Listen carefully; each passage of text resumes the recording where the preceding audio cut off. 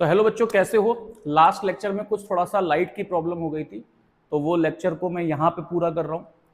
और हमने मॉर्फोलॉजी पढ़ ली थी। मॉर्फोलॉजी के बाद हम लोग आज बात करने वाले हैं एनाटॉमी की। ठीक, अब सुनिए मेरी बात। ये एनाटॉमी स्टार्ट करें उससे पहले आप लोगों के लिए कुछ एक सूचना है, वो ये है कि हमारे सेंटर द बायोलॉजी एकेडमी में, जो कि बरेली में मौजूद है बेटा, बरेली यूपी में, इसमें नीट का ऑफलाइन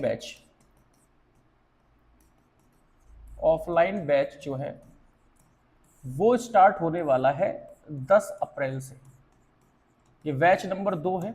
एक हमारा कल यानी कि 1 तारीख से स्टार्ट हो चुका है। तो ये जो बैच नंबर 2 है ये 10 अप्रैल से स्टार्ट होने वाला है। ऑफलाइन बैच है, बरेली यूपी में ये स्टार्ट हो रहा है। ठीक है, और इस वाले बैच में आपको फिजिक्स, केमिस्ट्री, बायोलॉजी तीनों पढ़ाई जाएंगी, जिसमें से बायोलॉजी मैं ही आपको पढ़ाऊंगा। ठीक, तो ये बात हो गई हमारे ऑफलाइन बैच के बारे में। अब जो बच्चे बरेली के बाहर हैं, ठीक है, आसपास के हैं, तो मैं आपसे यही कहूंगा कि आप बरेली आइए। हॉस्टल वगैरह सारी फैसिलिटीज है हमारे यहाँ मौजूद। जो बच्चे बाहर के हैं बच्चों, उनके लिए ऑनलाइन बैच स्टार्ट हो रहा है। ऑनलाइन बैच में भी फिजिक्स, केमिस्ट्री, बायोलॉजी तीनों आपको पढ़ाई जाएंगी लाइव क्लासेस में। और ये बैच आपका स्टार्ट हो रहा है 15 अप्रैल से। तो ये ऑनलाइन बैच आपका 15 अप्रैल से है, ऑफलाइन बैच आपका 10 अप्रैल से है। ठीक है, अगर आपको इसके बाद भी कोई क्वेरीज हैं तो आप इस नंबर पे हमसे संपर्क कर सकते हैं। ठीक है, अब उसके बाद में कुछ बच्चे हमसे पूछते हैं फोन करके कि सर क्या आपके यहाँ नीट की ही प्रिपरेशन होती है?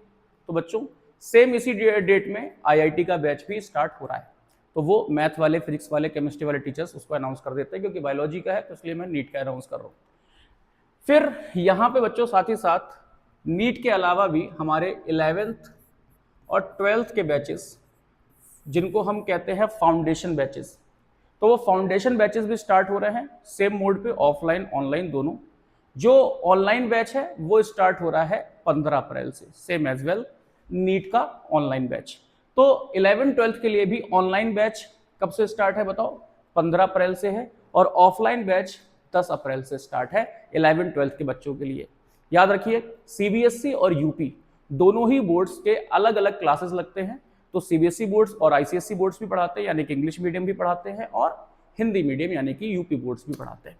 तो होपफुली आपको ये जानकारी क्लियर है, और अगर कुछ भी आपको डाउट है तो आप इस नंबर पे फोन करके पूछ सकते हैं। चलिए सर, तो हम लोग अब एनाटॉमी स्टार्ट करते हैं। भाई, अगर हम लोग कॉकरोच के एनाटॉमी पढ़ने जाएंगे, इनका डाइजेस्टिव सिस्टम पढ़ने जाएंगे बच्चों, तो इनका डाइजेस्टिव सिस्टम 3 पार्ट्स में डिवाइडेड है। एक को बोलते हैं फोरगट, एक को बोलते हैं भाई मिडगट, और एक को बोलते हैं हाइंडगट। ठीक है जी, बहुत अच्छा। अब फोरगट क्या है, मिडगट क्या है, हाइंडगट क्या है, इसमें क्या क्या पार्ट है, बहुत प्यार से हल्के से समझ लेते हैं चुपचाप से। देखो बेटा, जो फोरगट है उसके ओपनिंग का नाम होता है माउथ, और माउथ ओपन होगा फेरिंग्स में। किसमें ओपन होगा बताओ? फेरिंग्स में। फेरिंग्स, और फेरिंग्स कैसी होगी? Tubular and short. Tubular and short, ये देखो दिखा भी देते हैं, सांच को आंच नहीं बेटा, इतनी छोटी सी, ये देखो इतनी छोटी सी। ट्यूब्यूलर और शॉर्ट क्या होती है बताओ? फेरिंग्स होती है। और बच्चों फेरिंग्स ओपन होती है एक और ट्यूब्यूलर स्ट्रक्चर में, जिसे कहते हैं ईसोफेगस। ईसोफेगस, तो इसके लिए कहा गया है आपके एनसीईआरटी में कि ये भैया नैरो होती है, नैरो होती है, और कैसी होती है? ट्यूब्यूलर होती है। नैरो और ट्यूब्यूलर फेरिंग्स। तो भैया माउथ खुला फेरिंग्स में, फेरिंग्स खुला ईसोफेगस में। याद रखो बच्चों, जो फेरिंग्स है उसमें सलाइवरी ग्लैंड के भी सिक्रीशंस आते हैं, क्योंकि इनके दोनों तरफ यहां पे क्या होता है? यहां पे सलाइवरी रिजर्वायर होता है, और सलाइवरी रिजर्वायर में क्या होती है? Salivary gland. तो जो भी कुछ यहां पे सिक्रीशन है वो यहां से होता हुआ कहां पहुंचता है? ईसोफेगस में पहुंचता है। ठीक है ना? तो यहां पे ही क्या मौजूद होगा बताओ? Salivary glands and salivary reservoirs यहां पे मौजूद होंगे। लिख सकते हैं सलाइवरी ग्लैंड्स ठीक है ना, सलाइवरी ग्लैंड्स। बच्चों ईसोफेगस एक वाइड पार्ट में ओपन होती है, ईसोफेगस एक वाइड पार्ट में ओपन होती है जिसे कहते हैं क्रॉप। ये वाइड पार्ट है भैया, ये वाइड पार्ट है, थोड़ा चौड़ा पार्ट है भाई ये क्रॉप। और ये चौड़ा क्यों है? क्योंकि इसमें खूब सारा भरा जाता है खाना। तो यहां पे क्या है, यहां पे ये है रिजर्वायर ऑफ फूड। तो जो खाना अभी एक्स्ट्रा खा लिया है कॉकरोच ने और उसे नीचे नहीं भेजना है, तो जैसे बर्ड्स में होती है क्रॉप, ऐसी यहां पे भी क्रॉप होती है, और जो वाइडर होती है, वाइड होती है वो क्रॉप। बच्चों क्रॉप ओपन होता है गिजर्ड में,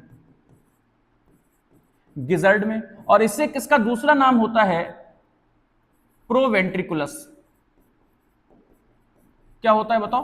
प्रोवेंट्रिकुलस। बच्चों यहां तक की पार्ट तो ये है। अब गिजर्ड क्या है? गिजर्ड बहुत इंपॉर्टेंट है। देखो भाई गिजर्ड क्या बढ़िया चीज है, देखो जरा समझो। गिजर्ड इस तरीके से रिंग शेप्ड होती है। कैसी होती है? सर्कुलर होती है, रिंग शेप होती है। और बच्चों इसके चारों तरफ सर्कुलर मसल्स पाई जाती हैं। ये पाई जाती हैं सर्कुलर मसल, सर्कुलर मसल। और इस सर्कुलर मसल से में लगे होते हैं सिक्स काइटिनस टीथ। इमेजिन करिए क्या लगे होते हैं? 6 chitinous teeth. This is 6 chitinous teeth. अब समझो बच्चों, ये इस तरीके से सर्कुलर है, और यहां पे क्या सर्कुलर मसल्स मौजूद है जो मूवमेंट दे रही हैं, ऐसे ये मूवमेंट है, और इसके अंदर लगे हुए हैं टीथ। तो सपोज यहां पे टीथ है और यहां पे कोई चीज मूव कर रही है, तो ये टीथ इस तरीके से काम करेंगे। तो जितना भी क्रॉप में फूड भरा हुआ है उसको और फाइन कर देंगे, उनका और मैकेनिकल डाइजेशन कर देंगे, जिससे केमिकल डाइजेशन आगे आसानी से हो। तो गिजर्ड जो है, गिजर्ड एक तरीके के इनके सेकंड टीथ होते हैं। जो मैंडिबल है वहां पे भी जो है ग्राइंडिंग होती है फूड की, और मैंडिबल के बाद जो फूड की ग्राइंडिंग होती है वो कहां होती है? गिजर्ड में होती है। तो यहां पे क्या होता है? यहां पे हेल्प करते हैं ये chitinous teeth, help in food grinding. Food की ग्राइंडिंग में हेल्प करता है। हम लोग बोलते हैं ना मिक्सर ग्राइंडर, तो फूड को और चॉप करवाते हैं और फाइन वे में करवाते हैं कौन? गिजर्ड। आप समझो बेटा, और एक पते की बात, जो फोरगट होती है बेटा, फोरगट, उसमें क्यूटिकल की लाइनिंग होती है। यहां पर फोरगट में, पूरे फोरगट में किसकी लाइनिंग है बताओ? क्यूटिकल की लाइनिंग है बच्चों जी। इसको कहते हैं क्यूटिकल। भाई मेरे, लाइनिंग का मतलब होता है जो इंटरनल कवरिंग होती है उसे लाइनिंग कहते हैं, और जो एक्सटर्नल कवरिंग होती है उसे कवरिंग कहते हैं। ठीक है, तो इंटरनल जिससे कवर्ड है वो क्या है? लाइनिंग। तो इसकी जो फोरगट है वो किससे बताओ किसकी लाइनिंग है? उसमें क्यूटिकल की लाइनिंग है। फोरगट आपका खत्म हो गया भाई। फोरगट से खाना आप कहां पहुंचता है? मिडगट में। लेकिन ठहरो, यहां से फोरगट खत्म हो रही है और जहां से मिडगट शुरू हो रही है वहां पे पाया जाता है जंक्शन। क्या पाया जाता है? जंक्शन। जंक्शन का मतलब यह नहीं जहां से ट्रेन जा रही है। तो जहां पे फोरगट खत्म और जहां से मिडगट शुरू हो रही है वहां पे क्या पाए जाते हैं? Ring of 6 to 8 tubular hepatic, या फिर इसको बोल सकते हैं गैस्ट्रिक सीका। ठीक है ना? तो जहां से फोरगट खत्म और जहां से मिडगट शुरू हो रही है उसके जंक्शन पर बेटा एक रिंग के फॉर्म में 6 से 8 टिब्यूल्स, ऐसे गोला बना के 6 से 8 टिब्यूल्स जो है वो प्रेजेंट होते हैं, जिन्हें हम क्या कहते हैं? हिपैटिक या गैस्ट्रिक सीका बोलते हैं। ठीक है ना? क्या बोलते हैं? हिपैटिक या गैस्ट्रिक सीका बोलते हैं। कितना नंबर होता है बच्चों? 6 से 8 नंबर होता है। सर ये क्या काम करते हैं? भाई ये बिल्कुल वही काम करते हैं जो हमारे बॉडी में लीवर कर रहा है या पैनक्रियास कर रहा है, ठीक है ना, या फिर स्टमक कर रहा है। तो ये क्या काम करते हैं? Secrete gastric juice. तो ये गैस्ट्रिक जूसेस सिक्रीट करते हैं कौन? Hepatic caeca. अगर तुमसे कोई कहे कि बताओ हिपैटिक सीका की पोजीशन क्या है, क्या hepatic caeca is the part of foregut? No. और it is a part of midgut? No. it's present junction between foregut and midgut, right? ठीक है जी। अब हम लोग मिडगट को क्या बोल सकते हैं भाई? मेसेंट्रॉन। मेसेंट्रॉन। तो हमें एक हमारा सवाल यह मिला कि हेपेटिक सी के कहां पाए जाते हैं, हेपेटिक सी का होते कैसे हैं, और ये रिंग के फॉर्म में होते हैं, इनका नंबर कितना होता है। एक बात तो ये है, और मिडगट को हम मेसेंट्रॉन कहते हैं, ये दूसरी बात है बच्चों। अब देखो यहां पे जो मिडगट होती है, मिडगट बहुत अच्छे से सुनो बेटा, एनसीईआरटी में भी प्रेजेंट नहीं है। जो मिडगट होती है इसमें क्यूटिकल नहीं होता, क्यूटिकल एब्सेंट। हालांकि आपकी एनसीईआरटी ने सिर्फ कहा है कि क्यूटिकल फोरगट में प्रेजेंट है, इनर लाइनिंग क्यूटिकल की फोरगट में प्रेजेंट है। लेकिन यहां देखो, अगर इसको हम कुछ, मैंने देखा है कि कुछ टीचर्स क्या है कि इसको इनर लाइनिंग बोलते हैं कि भैया ये इनर लाइनिंग बनी हुई है क्यूटिकल, ठीक है सर। तो ऐसी इनर लाइनिंग यहां मिडगट में भी हमको देखने को मिलती है, तो बच्चा कंफ्यूज हो जाता है, वो सोचता है। और ऐसी ही देखो इनर लाइनिंग कहां में देखने को मिल रही है, हाइंडगट में भी देखने को मिल रही है। तो बच्चा ये सोचता है कि फोरगट, मिडगट और हाइंडगट तीनों में ही इनर लाइनिंग क्यूटिकल की प्रेजेंट होती है, जबकि ऐसा नहीं है। फोरगट में इनर लाइनिंग क्यूटिकल की प्रेजेंट होती है बच्चों। उसके बाद जो इनर लाइनिंग क्यूटिकल की प्रेजेंट है वो हाइंड गट में मौजूद है, लेकिन मिड गट में कोई भी इनर लाइनिंग क्यूटिकल की मौजूद नहीं होती। तो ये एक चीज आप ध्यान रखना। उसके बाद फोरगट और मिड गट से थोड़ा वाइडर स्ट्रक्चर, थोड़ा सा वाइडर स्ट्रक्चर हमें देखने को मिलता है हाइंड गट में। लेकिन उससे पहले हमें फिर से रुकना चाहिए, और हमें फिर से एक जंक्शन दिखने वाला है। क्या जंक्शन दिखने वाला है बच्चों? मिडगट और हाइंड गट के बीच में, मिडगट और हाइंड गट के बीच में, मिडगट और हाइंड गट के बीच में एक और जंक्शन है बेटा, और इस जंक्शन में भी ट्यूब्यूलर स्ट्रक्चर है। लेकिन यहां पे अब स्ट्रक्चर कितने हैं? 100 to 150 ट्यूब्यूलर स्ट्रक्चर प्रेजेंट है, जिसे हम लोग कहते हैं मालपीगियन ट्यूब्यूल्स। क्या कहते हैं? मालपीगियन ट्यूब्यूल्स कहते हैं। और मालपीगियन ट्यूब्यूल्स किस में हेल्प करते हैं भाई मेरे? Help in excretion. किस में हेल्प कर रहे हैं बच्चों? एक्सक्रीशन में हेल्प कर रहे हैं भैया। इन्हें कहते हैं मालपीगियन ट्यूब्यूल्स। क्या कहते हैं बच्चों? इन्हें मालपीगियन ट्यूब्यूल्स कहते हैं।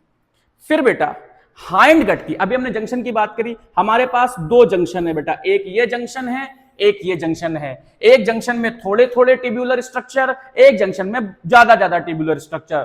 थोड़े थोड़े ट्यूब्यूलर स्ट्रक्चर हेपेटिक सी की, ज्यादा ज्यादा ट्यूब्यूलर स्ट्रक्चर मालपीजियन ट्यूब्यूल। कैसे याद रखेंगे? हेपेटिक की स्पेलिंग छोटी, मालपीजियन की स्पेलिंग बड़ी। तो ये ज्यादा नंबर में है, ये कम नंबर में है। इनका नंबर कितना है? 6। इनका नंबर कितना है? 100 to 150। ये किसमें? डाइजेशन में मेनली हेल्प कर रहे हैं, और ये किसमें? एक्सक्रीशन में हेल्प कर रहे हैं।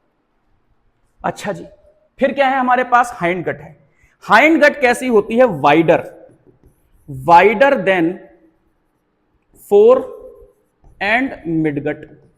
पहला पॉइंट देखो मेरे भाई, आप देखो क्रॉप के स्ट्रक्चर को छोड़ो तो ये फोर गट इतनी वाइड है और मिडगट इतनी वाइड है, लेकिन देखो हाइंड गट जो है वो थोड़ी सी ज्यादा वाइड होती है, ठीक है ना। तो ये क्या बताओ? हाइंड गट है। हाइंड गट के बच्चों 3 पार्ट होते हैं। हाइंड गट के कितने पार्ट होते हैं? 3। इलियम, कोलन और रेक्टम। क्या क्या पार्ट होते हैं बताओ? Ileum, colon and rectum.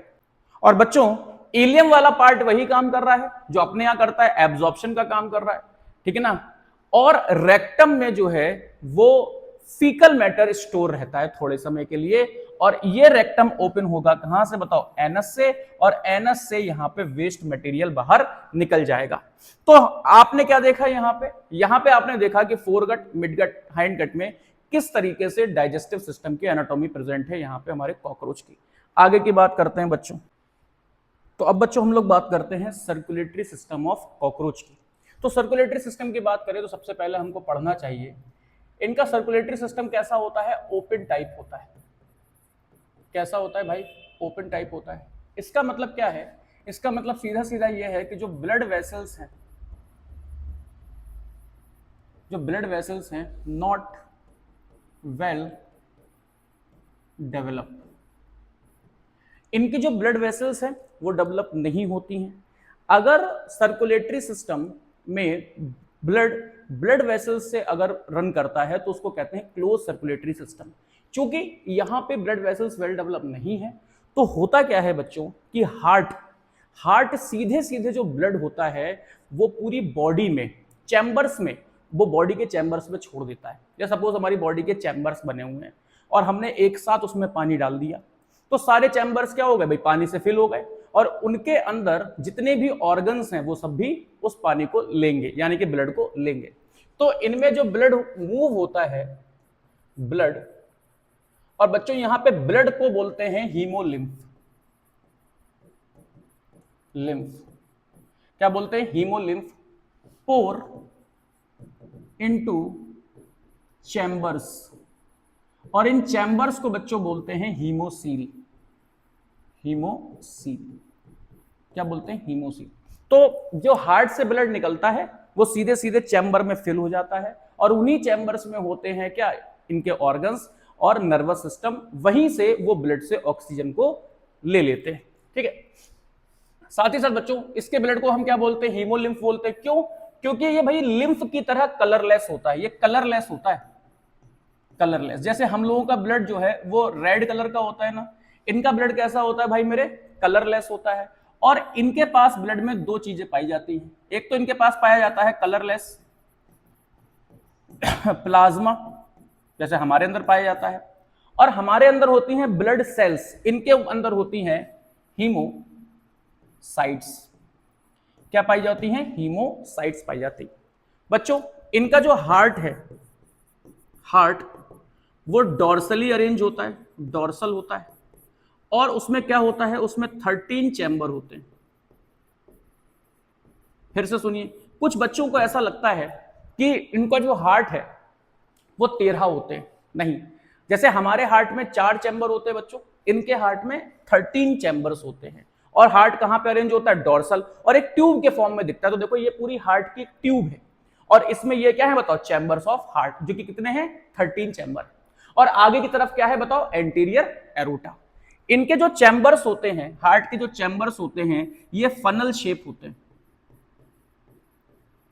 कैसे होते हैं, फनल शेप। देखिए ऐसे, इस तरह से ये एक चैम्बर है, फिर इस तरह से ये दूसरे चैम्बर में ओपन है, इस तरह से ये तीसरे चैम्बर में ओपन है, इस तरह से ये चौथे चैम्बर में ओपन है। तो मान लो ये 1 चैम्बर, 2 चैम्बर, 3 चैम्बर, 4 चैम्बर। तो इस तरीके से इनके पास में हार्ट में क्या होते हैं, चैम्बर्स होते हैं बच्चों। और ये चैम्बर्स एक दूसरे चैम्बर में ओपन होते हैं वाल्व्स के थ्रू। किसके थ्रू बताओ, वाल्व्स के थ्रू ओपन होते हैं, ठीक है ना, वाल्व्स के थ्रू ओपन होते हैं। और बच्चों साथ ही साथ याद रखो कि यहां पर साइड में जो ये हार्ट के चैम्बर हैं, साइड में लेटरली अरेंज होते हैं ऑस्टिया। क्या अरेंज होते हैं, ऑस्टिया। ये लेटरल पोर होते हैं।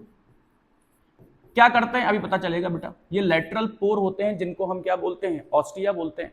और चैम्बर्स की जो मूवमेंट है, जो सिस्टोल डायस्टोल की मूवमेंट है, वो गवर्न होती है बच्चों इस एलरी मसल्स के थ्रू, एलरी मसल्स के थ्रू। अब इसकी पूरी वर्किंग हमें समझनी है, तो उसके लिए हमें दूसरे डायग्राम पे चलना चाहिए। बच्चों ये इसका डायग्राम है भाई, देखो ये कॉकरोच है, ठीक है।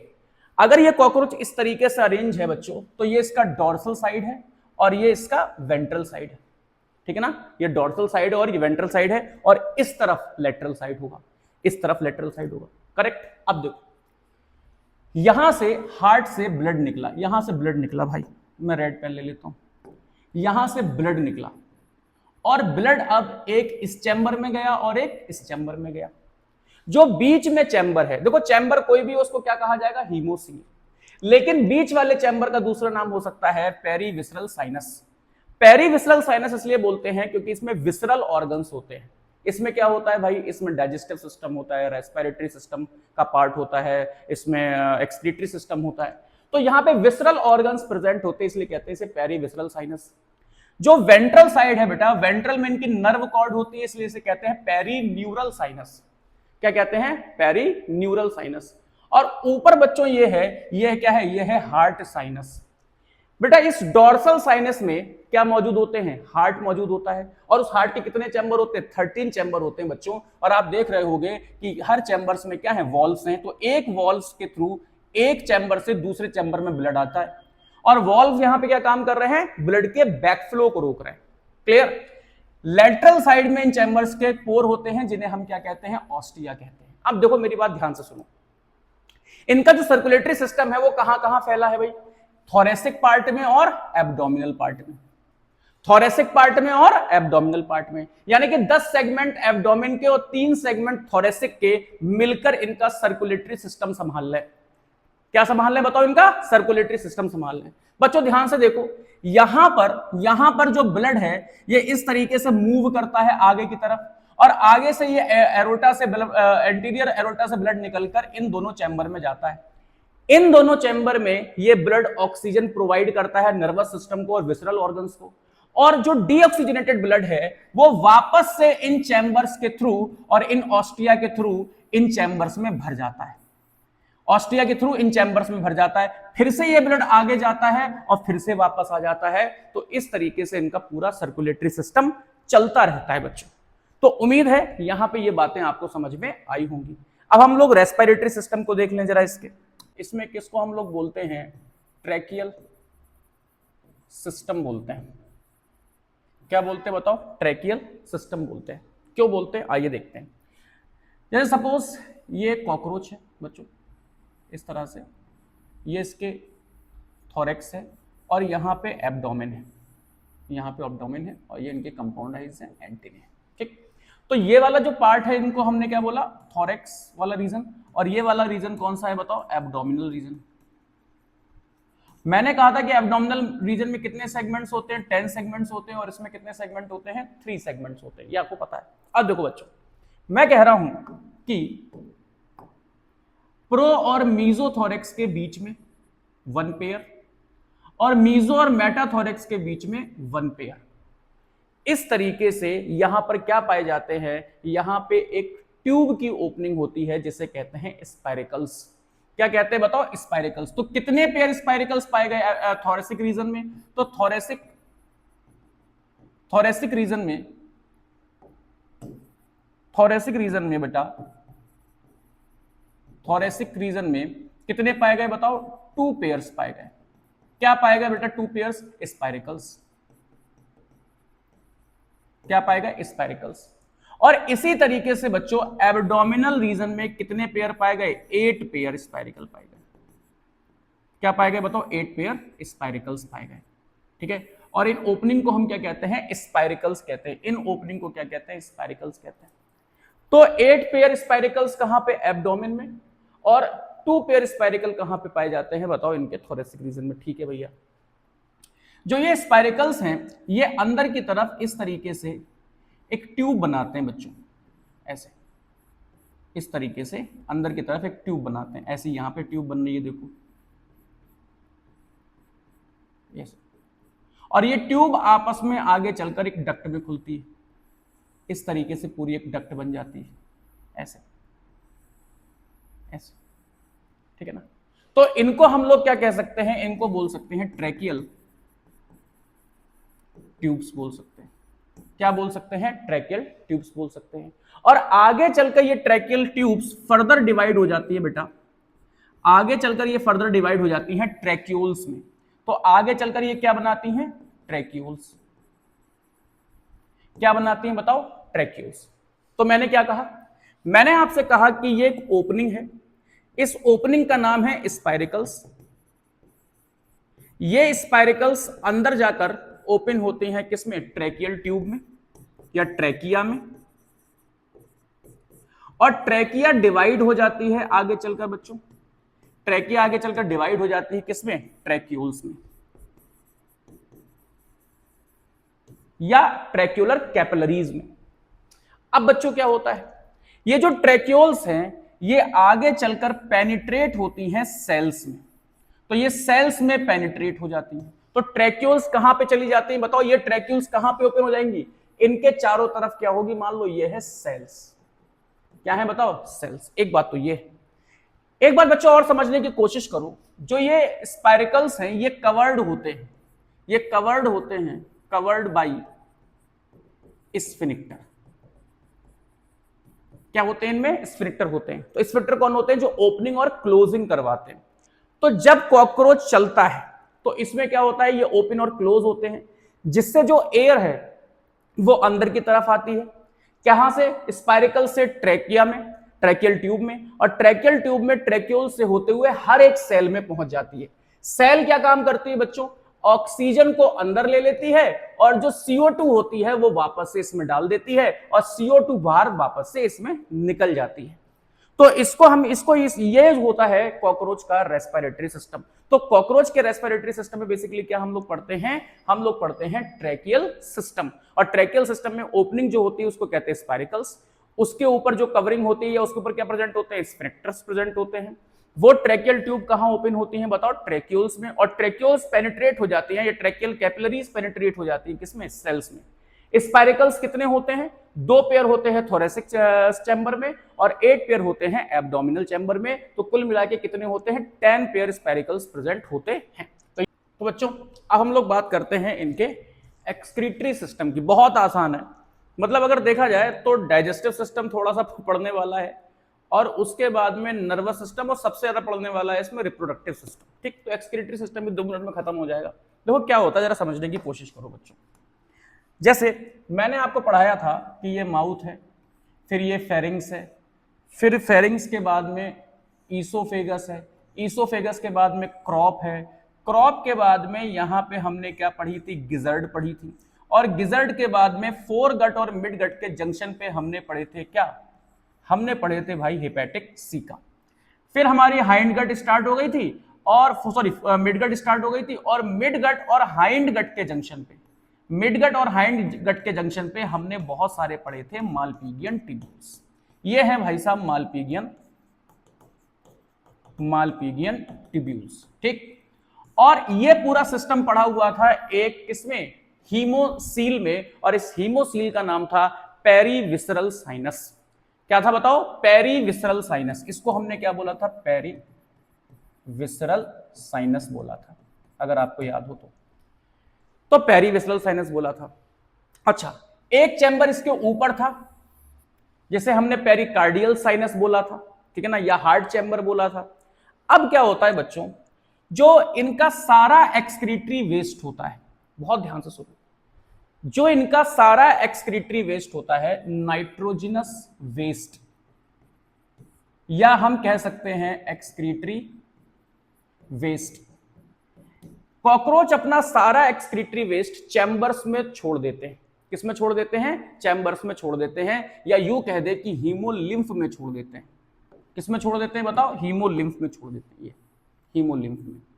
तो जो एक्सक्रीटरी वेस्ट था वो कहां छोड़ा, चैम्बर्स में, और चैम्बर्स में क्या था, ब्लड, तो ब्लड में या चैम्बर्स में छोड़ दिया, यानी कि हीमोलिम्फ में छोड़ दिया। क्या था भैया उसमें, सॉल्ट था, और क्या था बताओ, यूरिक एसिड नहीं था बच्चों, सॉल्ट था, वाटर था, और साथ ही साथ क्या था बताओ, यहां पे साथ ही साथ था नाइट्रोजनस वेस्ट। और नाइट्रोजनस वेस्ट किस फॉर्म में होता है, पोटेशियम यूरेट के फॉर्म में होता है। किस फॉर्म में होता है बताओ, पोटेशियम यूरेट के फॉर्म में।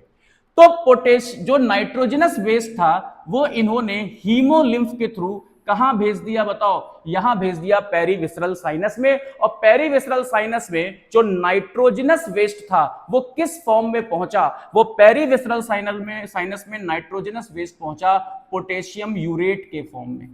किस फॉर्म में बताओ, पोटेशियम यूरेट के फॉर्म में। अब क्या हुआ बच्चों, ये जो पोटेशियम यूरेट है इसने एब्जॉर्ब किया। किसने एब्जॉर्ब किया, मालपीजियन ट्यूब्यूल्स ने एब्जॉर्ब किया। बच्चों अगर हम मालपीजियन ट्यूब्यूल्स को इस तरीके से बनाएं तो मालपीजियन ट्यूब्यूल्स में 2 पार्ट होते हैं, एक ग्लैंडुलर पार्ट होता है और एक सीलिएटेड पार्ट होता है। क्या होता है, सीलिएटेड पार्ट होता है बच्चों। क्या काम करता है बताओ, ये जो मालपीजियन ट्यूब्यूल्स हैं वो पोटेशियम यूरेट को एब्जॉर्ब कर लेते हैं, और एब्जॉर्ब करने के बाद में इस पोटेशियम यूरेट को, भाई इन्होंने एब्जॉर्ब कर लिया पोटेशियम यूरेट को, इन्होंने पोटेशियम यूरेट को एब्जॉर्ब कर लिया, और एब्जॉर्ब करने के बाद प्रोसेस करके बेटा, प्रोसेस करके किस फॉर्म में निकाला, यूरिक एसिड के फॉर्म में। किस फॉर्म में निकाला बताओ, यूरिक एसिड के फॉर्म में। और जो ये यूरिक एसिड के फॉर्म में इन्होंने निकाला बच्चों, यूरिक एसिड के फॉर्म में निकाला, तो यूरिक एसिड के फॉर्म में कहां निकाला इन्होंने, यहां पे हाइंड गट में। कहां पे बताओ, हाइंड गट में। तो यहां पे क्या था बताओ, यूरिक एसिड। क्या था बताओ, यूरिक एसिड। और हाइंड गट से यूरिक एसिड एनस के थ्रू, किसके थ्रू बताओ, एनस के थ्रू ये बाहर चला गया नाइट्रोजनस वेस्ट। यानी कि कॉकरोचेस में जो अनडाइजेस्टेड फूड है, जो फीकल मैटर है, वो भी एनस के थ्रू बाहर निकल रहा है। और जो यूरिन है, जो मेटाबॉलिक वेस्ट है, जो एक्सक्रीटरी वेस्ट है, वो भी किसके फॉर्म में किसके थ्रू निकल रहा है बताओ? एनस के थ्रू निकल रहा है। यानी कि इसके एक्सक्रीटरी और डाइजेस्टिव सिस्टम की ओपनिंग क्या है? सेम है बच्चों, सेम है। और यहां पे जो नाइट्रोजनस वेस्ट है वो किस फॉर्म में है बताओ? यूरिक एसिड के फॉर्म में है, इसीलिए क्या है? यूरिकोटैलिक। क्या है बताओ? यूरिकोटैलिक। अब देखो बच्चों, फिर यहां पे देख लेते हैं। यहां पे ये कहना चाह रहे हैं कि जो भी हीमोलिम्फ में जो नाइट्रोजनस वेस्ट था उसको किसने एब्जॉर्ब किया? उसको भैया एब्जॉर्ब किया मिड गट और हाइंड गट के जंक्शन पे प्रेजेंट मालपीजियन ट्यूब्यूल्स ने। और मालपीजियन ट्यूब्यूल्स ने प्रोसेस करने के बाद में किस फॉर्म में चेंज कर दिया? इसे यूरिक एसिड के फॉर्म में। और यूरिक एसिड के फॉर्म में ये क्या कर दिया बताओ? इसको बाहर फेंक दिया गया। देखो यहां पे फीसिस भी यहीं से आउट हो रही है और मेटाबॉलिक वेस्ट भी यहीं से आउट हो रहा है। तो इससे ये बात सिद्ध होती है कि जो कॉकरोच है उसमें एनस के थ्रू मेटाबॉलिक वेस्ट और एज वेल एज फीसिस दोनों ही निकलती हैं। कॉकरोच में 3 चीजें और हैं जो एक्सक्रीटरी सिस्टम की तरह वर्क करती हैं। तो उन 3 चीजों में से एक है फैट बॉडी, दूसरी है यूरिकोज ग्लैंड और तीसरा है नेफ्रोसाइट्स। तो ये इन 3 के फॉर्म में एक्सक्रीशन और होता है, यानी कि फैट बॉडी एक्सक्रीशन में हेल्प करती है, फैट बॉडीज के थ्रू एक्सक्रीटरी वेस्ट बाहर जाते हैं, यूरिकोज ग्लैंड के थ्रू एक्सक्रीटरी वेस्ट बाहर जाते हैं और नेफ्रोसाइट्स के थ्रू एक्सक्रीटरी वेस्ट बाहर जाते हैं। लेकिन मेन जो एक्सक्रीशन है वो किसके थ्रू होता है? मालपीजियन ट्यूब्यूल्स के थ्रू होता है। ये आपके एनसीईआरटी में गिवन है, तो मैंने यहाँ पे आपको बताया है। हाँ, इसकी डिटेल्स को पढ़ना जरूरी नहीं है, सिर्फ इनके नाम याद रखना बच्चों। ठीक, आगे की बात करते हैं। ये हेड पार्ट है, this is your head part, मतलब तुम्हारा नहीं, कॉकरोच का ये हेड पार्ट है। और ये 3 थोरेसिक चैम्बर हैं और बाकी एब्डोमिनल चैम्बर है। सही बात है, ठीक है बच्चों।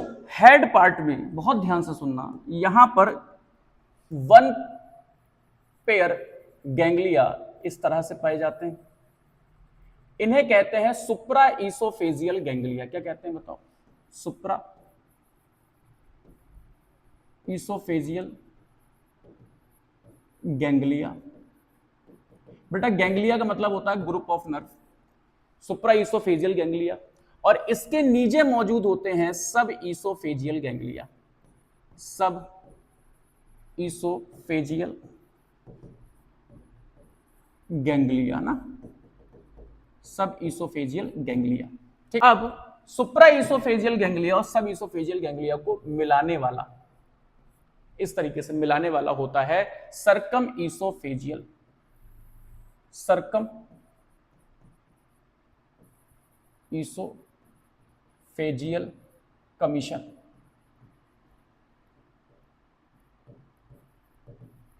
Circum oesophageal commission, circum oesophageal commission. ठीक बच्चों, इनसे यहां पर 1 पेयर पैरेलली नर्व कॉर्ड निकलती हैं। क्या निकलती हैं? 1 पेयर नर्व, 1 पेयर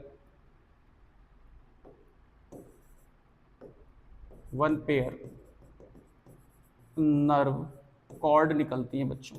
और ये कौन से साइड से निकलती हैं? वेंट्रल साइड से निकलती हैं भाई, डॉर्सल साइड से नहीं, वेंट्रल साइड से। जैसे अपनी स्पाइनल कॉर्ड होती है ना, वैसे। तो 1 पेयर क्या है यहां पे? क्या निकली है? नर्व कॉर्ड निकली है।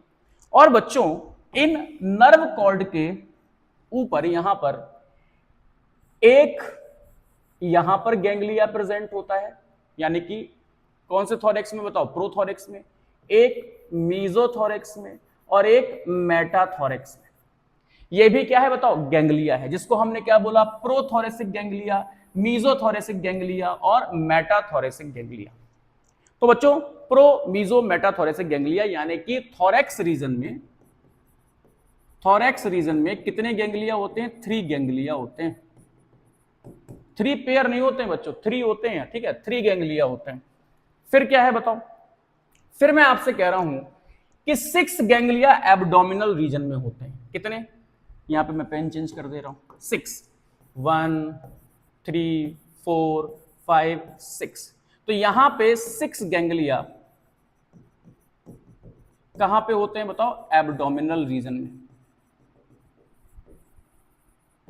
कहां पे मौजूद होते हैं? एब्डोमिनल रीजन में मौजूद होते हैं। कितने? 6 गैंग्लिया। देखो 6 गैंग्लिया कहां मौजूद हैं? एब्डोमिनल रीजन में, जिन्हें हम एब्डोमिनल गैंग्लियन कहते हैं। बच्चों हर तरह के गैंग्लिया से क्या निकलती है? नर्व्स निकलती हैं। यहां से भी नर्व्स निकल रही है, देखो बच्चों भाई, यहां से भी नर्व्स निकलती हैं, और इन्हीं सभी गैंग्लिया से नर्व निकलती है। ठीक, इसका मतलब यह हुआ कि इनके जो नर्वस सिस्टम का ज्यादातर पार्ट है वो सिर से नीचे मौजूद है। इनके पास एक दिमाग नहीं है, मल्टीपल दिमाग है, सारे गैंग्लिया ब्रेन है। तो इनका ज्यादा ब्रेन कहां पे है बताओ? 3 थोरेसिक में, 6 एब्डोमेन में, 9 ब्रेन कहां पे है बताओ? गर्दन से या हेड पार्ट से नीचे की तरफ। तो एक क्वेश्चन आता था पहले कि अगर इनका हेड कट कर दिया जाए, ठीक है ना, अगर इनका हेड कट कर दिया जाए तो ये 1 हफ्ते तक, 1 वीक सर्वाइव विदाउट हेड। 1 हफ्ते तक बिना खोपड़ी के जिंदा रह सकते हैं। क्यों? क्योंकि इनका ज्यादातर जो नर्वस सिस्टम का पार्ट है वो कहां पे बताओ? थोरेक्स और एब्डोमेन में मौजूद है। तो अगर इनका सर काट दिया जाए, इनकी गर्दन काट दी जाए, तो भी 1 हफ्ते जी सकते हैं। बच्चों जो ये हेड पार्ट से जो नर्व निकलते हैं वो किस किस को रेगुलेट करते हैं? तो ये इतना सिर्फ ध्यान रखना कि जो हेड पार्ट से नर्व निकल रही हैं वो बेसिकली इनकी कंपाउंड आई, दूसरा एंटीना, और तीसरा माउथ पार्ट्स। ये 3 तरह जो हेड से जो नर्व निकलती हैं, ये 3 चीजों को रेगुलेट करती हैं। क्या? इनकी कंपाउंड आई, इनके एंटीना और इनके माउथ पार्ट। बाकी आपको नर्व्स क्या कर रही है इससे लेना देना नहीं है। तो इनके नर्वस सिस्टम में ये गैंग्लिया हैं और क्या है? प्रेजेंट, नर्व्स प्रेजेंट है। अब कुछ एडिशनल जानकारी समझो जो दी है आपके एनसीईआरटी में, लेते हैं। आप जानते हो कि ये कॉकरोच का हेड पार्ट है, और हेड पार्ट पे इस तरीके से यहां पे एंटीने पाए जाते हैं। मैंने मॉर्फोलॉजी में आपको बताया है। तो यहां पे क्या है? 1 पेयर एंटीने, 1 पेयर एंटीने, और डॉर्सल साइड में 1 पेयर कंपाउंड आई। कहां पे बताओ? डॉर्सल साइड में क्या है बताओ? 1 पेयर कंपाउंड आईज मौजूद है। और कंपाउंड आईज यहां पे किसके लिए हैं भाई मेरे? विजन के लिए मौजूद है, देखने के लिए। सिंपल आई की जरूरत नहीं है, इसमें कंपाउंड आई की जरूरत है। तो बच्चों यहां पे जो एंटीने होते हैं, इनमें टच रिसेप्टर्स होते हैं, या इनको हम कह सकते हैं टेक्टाइल रिसेप्टर्स। क्या होते हैं? टेक्टाइल रिसेप्टर्स होते हैं, टच रिसेप्टर होते हैं। अगर ये टच कर ले तो उस चीज को परस्यू कर लेते हैं, उस इंपल्स को परस्यू कर लेते हैं। टच रिसेप्टर्स होते हैं। जो इनकी कंपाउंड आई है बच्चों, ये बड़ी बड़ी होती है, ठीक है ना। और इस कंपाउंड आई में, ये कंपाउंड आई बहुत छोटे छोटे ओमेटिडिया से मिलकर बनती है। तो अगर एक कंपाउंड आई की बात करें तो कंटेन 1 कंपाउंड आई कंटेन 2000 ओमेटिडिया। कितने ओमेटिडिया होते हैं? 2000। ये देखो, ये एक जो है ये एक ओमेटिडिया है। इस तरह से ऐसे कितने ओमेटिडिया होते हैं? 2000 ओमेटिडिया होते हैं। और ये सब फोटो रिसेप्टर्स होते हैं। इनमें क्या होते हैं? फोटो रिसेप्टर्स, यानी कि ये विजन में हेल्प करते हैं बच्चों। अच्छा, इन ओमेटिडिया का फायदा या नुकसान क्या है? तो फायदा बच्चों ये है कि जो इनकी इमेज है, मैं आपको बता चुका हूं मॉर्फोलॉजी में, जो इनकी इमेज है वो फ्रेगमेंट्स में बनती है, टुकड़ों में बनती है। मतलब अगर ये रॉड देख रहे हैं बच्चों, तो रॉड का कुछ हिस्सा यहां दिखेगा, रॉड का कुछ हिस्सा यहां दिखेगा, और रॉड का कुछ हिस्सा यहां पे दिखेगा। तो ऐसा जो विजन होता है इसको हम क्या बोलते हैं? मोज़ेक विजन बोलते हैं। क्या बोलते हैं? Mosaic vision. और मोज़ेक विजन की खासियत ये होती है बच्चों, मोज़ेक विजन की खासियत होती है ये मोर सेंसिटिव होता है। क्या होता है, मोर सेंसिटिव होता है। मतलब अगर आप इसके सामने खड़े हो और आपने अपने हाथ की एक उंगली भी मूव की तो कॉकरोच को वो उंगली अलग से दिख जाएगी। तो हाईली सेंसिटिव विजन होता है मोज़ेक विजन। लेकिन जो रेजोल्यूशन होता है, जो रिजोल्यूशन होता है वो क्या होता है, लेस होता है। सेंसिटिव ज्यादा होता है, रिजोल्यूशन लेस होता है। सेंसिटिविटी ज्यादा होती है, हर एक मूवमेंट को कैप्चर कर लेगा, लेकिन जो रिजोल्यूशन है वो साफ नहीं होता, इमेज साफ नहीं बनती, बस सेंसिटिविटी ज्यादा होती है। और ऐसे विजन को बोलते हैं मोज़ेक विजन। और ऐसा पॉसिबल क्यों हो पाया, क्योंकि इसमें मल्टीपल ओमिटिडिया थे और फोटोरिसेप्टर्स थे। जो लेबियल और मैक्सिलरी पल्प होती है इनमें कीमो रिसेप्टर्स होते हैं, जो कि केमिकल्स को रिसीव कर लेते हैं, कीमो रिसेप्टर्स होते हैं। और जो एनल सरकाई होती है इसमें टच रिसेप्टर्स होते हैं। क्या होते हैं, टच रिसेप्टर्स होते हैं। तो इतने ही सेंसरी स्ट्रक्चर्स मेरे हिसाब से आप पढ़ लोगे तो भी बहुत मोर देन इनफ है। ठीक है, तो ये आपका नर्वस सिस्टम भी खत्म हो गया। अब बच्चों हमें पढ़ना है रिप्रोडक्टिव सिस्टम कॉकरोच का, और रिप्रोडक्टिव सिस्टम में एक अलग वीडियो में आपको पढ़ाऊंगा। तो नेक्स्ट लेक्चर में हम लोग कॉकरोच का रिप्रोडक्टिव सिस्टम की बात करेंगे। तब तक के लिए stay safe and stay healthy. जय हिंद।